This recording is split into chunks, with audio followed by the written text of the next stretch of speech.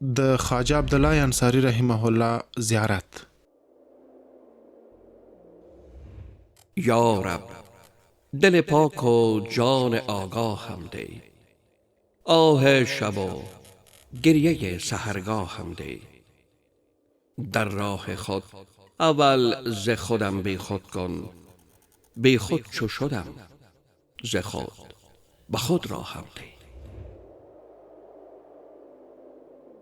هرات د افغانستان له لرغونو ښارونو څخه دی چې د تاریخ په اوږدو کې د تمدنونو، ادبیاتو، هنرونو او تصوف ستره زانګو بلل شوې ده. دا ښار د زرګونو کلونو په اوږدو کې د علم، عرفان او معمارۍ په رڼا روښانه و.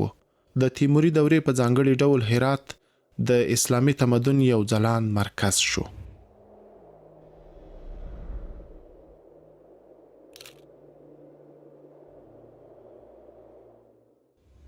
چې د نړۍ له ګوټ ګوټ څخه عارفان، شاعران او د هنر ستوري ورغونډېدل. د دې ښکلې او تاریخي سیمې په زړه کې د تصوف یو ستوری خواجه عبدالله انصاري رحمه الله وځلېد چې د عرفان په ژبه یې د انسان د زړه اسرار بیان کړل. د خواجه عبدالله انصاري ژوند او مقام. خواجه عبدالله انصاري رحمه الله د ابو ایوب انصاري له اولادې څخه و، هغه صحابي چې د رسول الله صلی الله علیه وسلم له نږدې ملګرو او د اسلام له سترو شخصیتونو څخه شمیرل کیږي. دی په 1496 هجري قمري 1006 میلادي کې د هرات په کوهندش کې زیږېدلی. هغه د تصوف، عرفان، حدیث، تفسیر او مناجات و ستر عالم و چې د پیر هرات په نوم مشهور شو او په 481 هجري قمري 1009 میلادي کې د هرات په غوران سیمه کې له دې فاني نړۍ څخه د تل لپاره سترګې پټې کړې. د هغه قبر د روحانیت یو ستر مرکز شو. اینا از افراد یکی از صحابه‌های جلیل القدر محمد مصطفی صلی الله علیه و آله بسر است. اینا در کوهندش حضرت خواجه عبدالله انصاری به سال 394 دنیا می آیند و در سال 481 چشم از جان می کشند. در کازرگاه شریف اینا دوم جایی که علاقه داشتن کازرگاه شریف در همونجا دفن میشن. البته در اون مقطع زمانی کازرگاه شریف به شکل یک جنگل ایده. اینا علاقه داشتن همونجا و همونجا حضور داشتن. بعد از اینکه شیخ عمو استاد و مربی از اینا میای به کازرگاه شریف همراه حضرت خواجه در اینجا که اینا رحلت میکنن، فوت میکنن، در اونجا دفن میشن. کازرگاه یک موقعیت تاریخی، یک جای بسیار ارزش به خود میگیره. قبل از دفن حضرت خواجه و شیخ عمو استاد بزرگوار از اینا که هم استاد نبودن هم مربی از اینا، قبل از دفن از اینا کازرگاه یک منطقه گمنامی بینامی بود.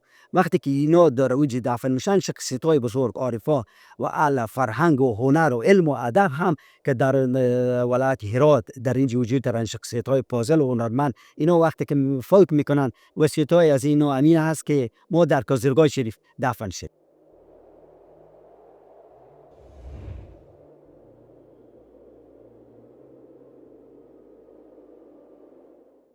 خود مقبره خواجه عبدالله انصار طوری که همه میدانند که در قسمت گازرگاه قرار داره.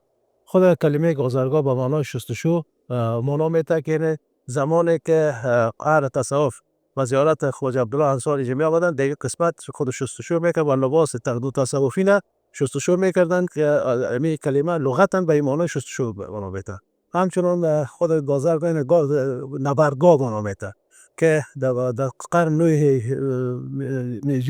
میلادی در قرن 9 میلادی اینجا نبردهای صورت گرفت که این اجساد این مردگان در 7 چاه دفن شد که به نام 7 چاه مسمى است.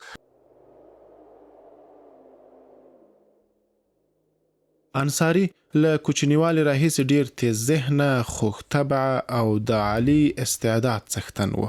هغه د فارسي او عربي ژبو شاعرۍ ته مخه کړه او د دواړو ژبو په نظم او نثر کې یې پوره مهارت او لاس درلود. او په ځانګړې توګه د حدیث علم کې ډیر پیاوړی و. انصاری د تصوف او روحانیت په ډګر کې له ګڼو استادانو څخه زده کړې کړې وې. د 2 ځله د ستر عارف شیخ ابوالحسن خرقانی رحمه الله د لیدو سعادت موندلی و. دغه لیدنې د په روح، اخلاقو او عرفاني ژوند ژور اغیزه وکړه. د ژوند ډیره برخه په هرات کې تیره شوه، چیرې چې د خلکو د روزنې، تبلیغ او ارشاد لړۍ تر خپل مرګ جاري وساتله. د انصاری څخه ګڼ شمیر منظوم او منثور نثري اثار پاتې دي چې په ښکلي مسجعه او موزون نثر لیکل شوي دي، لکه د قرآن کریم تفسیر، مناجات نامه، زاد العارفین، کنز السالکین، قلندرنامه، محبت نامه، 7 حصار، رساله دل و جان، رساله واردات، الهی نامه، 100 میدان او مصیبت نامه. آثار بسیار با ارزش حضرت خواجه دارن. یک تفسیر قرآن کریم هست، تفسیر علمی ادبی عرفانی خواجه عبدالله انصاری بسیار مشهور و معروف است. آثار دیگه دارن به نام ذنب الکلام که یک آثاری که در آثار بسیار با ارزش، یک اثر بسیار ارزشمندیه که اینا از صحبت‌های از اینا شاگرده از اینا رو یادداشت کردن. اینا صحبت میکردن در جلسات درسی و شاگرده از اینا رو یادداشت میکردن. و آثار دیگه دارن حضرت خواجه که آثار بسیار مشهور و معروفی به نام مناجات نامه. یعنی در هر خانه که شما از مردم افغانستان که بریم، مناجات نامه خواجه عبدالله انصاری در اونجا وجود داره که الهی نامه از روی یاد بشه. الهی آفریدی رایگان، روزی دادی رایگان، بیاموز رایگان که تو خالق نواسکا. دغه ټول اثار د عرفاني ژور فکر، د زړه صفا، د ژبې خوږوالي او د قلم هنري عظمت څرګندونه کوي. خو د هغه مناجات نامه د روحانیت یو داسې بیلګه ده چې د زمانې له تیریدو سره یې لا ارزښت او ماهیت ډیر شوی دی، او له مبالغې پرته ویل کیږي چې دا اثر په هر کور کې موندل کیږي. یکی از آثار معروف و مشهور از اینا کتاب مناجات نامه یا الهی نامه است. حضرت خواجه قدس الله سره العزیز می فرمایند: الهی ناظر چی گویم و واقف چی جویم، آن آینه که تو در او پیدایی با من است، زمان می جدایی چی جویم.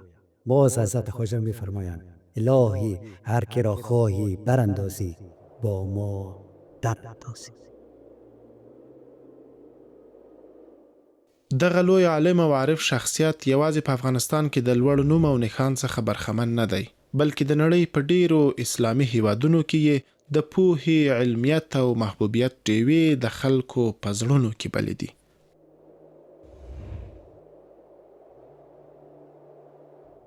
شخصیت خواجه عبدالله انصاری نه تنها در ولایت یزد، نه تنها در افغانستان، بلکه در سطح جهان من حیث یک شخصیت علمی، ادبی و عرفانی مطرح است. و یاد شما باشه که صدها چی که بلکه هزاران عنوان کتاب از آثار و اندیشه ها و افکار خواجه عبدالله انصاری در افغانستان و در پاکستان و در بیرون از افغانستان در کشورهای دیگه، کشورهایی که شناخت دارن، مستشرق هستن، در کشورهای غربی هستن، مستشرق هستن، اینا آثار در مورد خواجه عبدالله انصاری و هم در مورد آثار از اینا، افکار از اینا، اندیشه از اینا نوشته کردن. هم در هرات یافته، هم در قندهار، هم در مصر، هم در کابل، در اکثر جاهای جهان آثار از اینا یافته.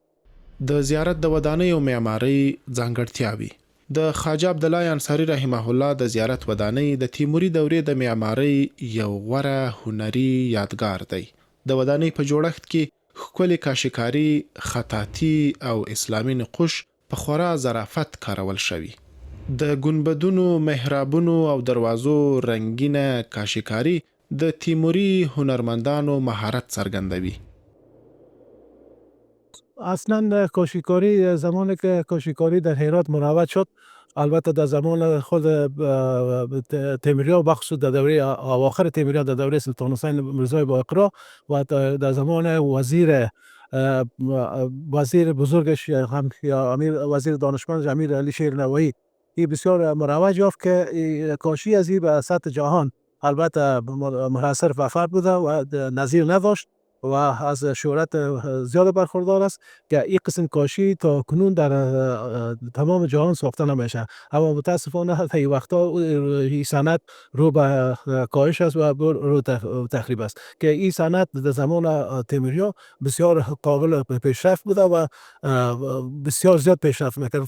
طور مثال میتونیم از زیارت شاه ولایتماب یا مزار شاه ولایتماب در مزار شریف ایره با میتونیم مثال بتیم که در اون قسمت هم از این کاشی های دوره تیموری اینجا استفاده شد و همونطور در مسجد جامع هرات استفاده شده است و در اکثریت آبادات دوره تیموری چه در هرات چه در اطراف هرات و از این استفاده شده و یکی از صنعت بسیار بزرگ دوره محسوب میشد.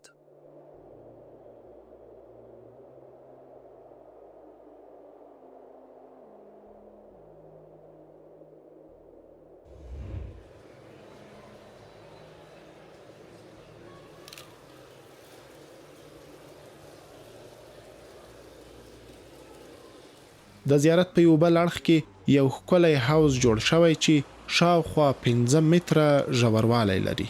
دا حوض د کاشیکارۍ په ښکلي هنر سینګار شوی دی چې د زیارت ښکلا نور هم زیاتوي او د روحاني فضا ترڅنګ د طبیعي صفا یوه نښه ګڼل کیږي.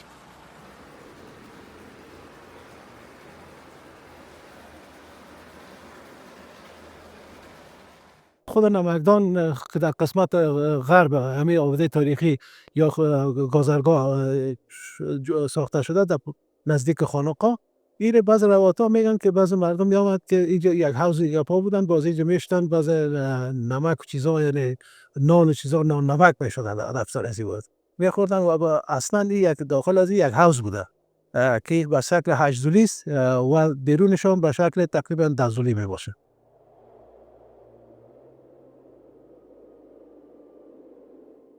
اینا ساحات تاریخی هستند که در ولایت هرات وجود داره. ساحات هم ساحات دینی مذهبی هستند و هم ساحات تاریخی که ساحات گردشگری که گردشگر علل خصوص از قسمت جنوب افغانستان که میان به مولانا سرجام میرن که یکی از مرشدین و لیدران تاریخی نقشبندیه بودن، اونجا به دیدن از اینا میرن، زیارت از اینا میرن. از دعای قبل البته مشهور و معروف و مرسوم بوده. نو همدارنګه د خواجه عبدالله انصاري زیارت یوازې د یو عارف مزار نه دی، بلکې د هرات د زرین تاریخ، د تیموري معمارۍ د کمال، د تصوف د فلسفي او د اسلامي هنر د ښکلا یو ګډ انځور هم څرګندوي.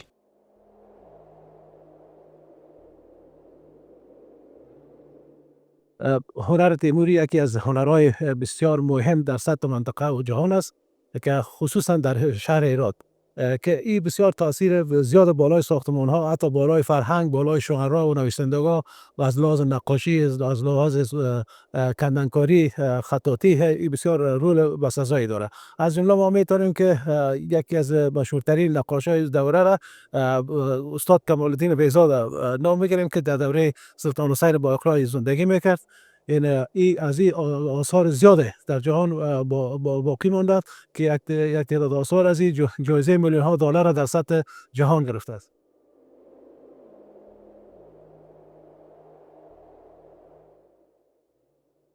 داسې ځایونه نه یوازې د زائرینو د روحانیت لپاره ارزښت لري، بلکې د فرهنګي هویت، تاریخي شعور او د هنر د بقا د خزانې په څیر پاتې کیږي.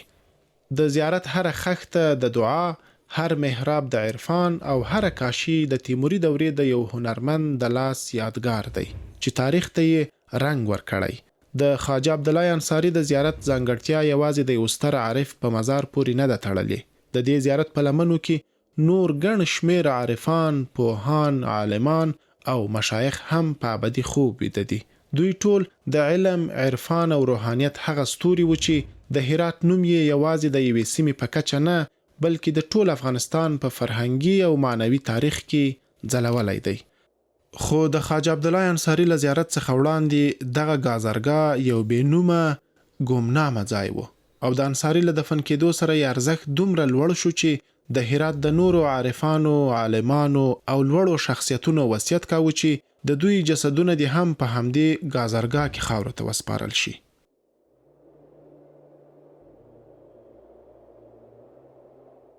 دا زیارت د زائرینو لپاره د عقیدې او مینې یو پناه ځای دی. هر ورځ سلګونه خلک د دعا، نظر او زیارت لپاره دلته ورځي. په ځانګړې توګه د پنځشنبې او جمعې په ورځو کې د خلکو ګڼه ګوڼه بې اندازې وي.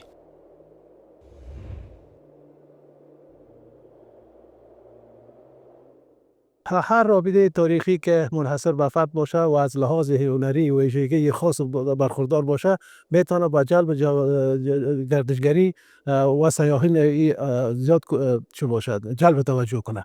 و این آثار خودم مقبره خواجه عبدالله انصار این یکی از آبادات دوری بسیار مهم و آباده منحصر به فرد بوده که در پالوی از خود از بعض مقابر دیگه هم موجود است و از جمله ما میتونیم سنگ افقلان یاد کنیم که در اونجا هم موجود است. این بسیار با جلب توجه سیاحان به خود جذب میکنه و میتونه که دولت از این طریق یک عواید زیادی به دست بیاره.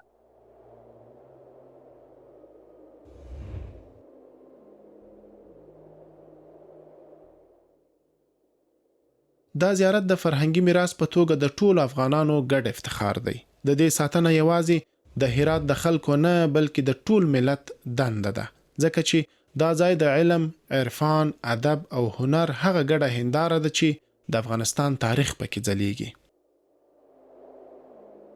د خواجه عبدالله انصاري زیارت د هرات د زرین تمدن یو روښانه څراغ دی. دا ځای د روحانیت، هنر او تاریخ ګډ تصویر وړاندې کوي. د دې زیارت ښکلي ګنبدونه، د کاشیکارۍ ښایست، د نمکدان تاریخي ودانۍ او د حوض نازک هنر ټول د دې ښکارندویي کوي چې هرات یوازې یو ښار نه بلکې د تمدن یو ژوندی کتاب دی. د خواجه عبدالله انصاري رحمه الله مزار د هغو زړونو پناه ځای دی چې د عرفان، د تزکیې او د انسان د روح د آرام لپاره تږي وي.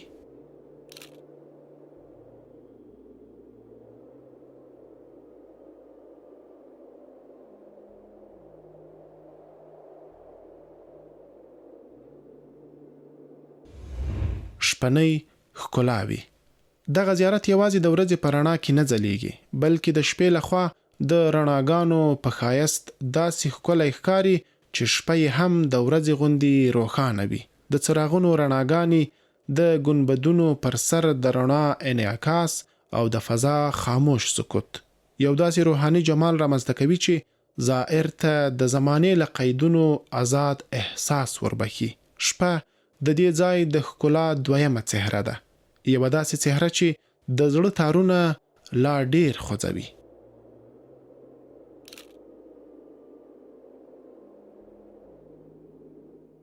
د افغانستان اسلامي امارت د اطلاعات او کلتور وزارت د تاریخي ابداتو د ساتنې په برخه کې ګړندۍ هڅې کوي. د خواجه عبدالله انصاري رحمه الله زیارت هم د دغو هڅو یوه بیلګه ده. دا ودانۍ د افغانستان د ژوندي تاریخ یوه برخه جوړوي او د ساتنې لپاره یې پلانونه، ترمیمات او عملی ګامونه پورته کیږي څو راتلونکي نسلونه هم د دې تاریخ له ښکلا او معنوي صفا څخه برخمن شي.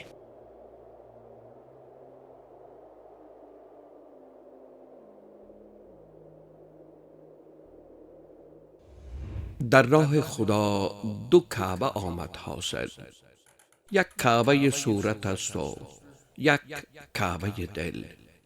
تا بتوانی زیارت دلها کن، کافزون ز هزار کعبه آمد یک دل.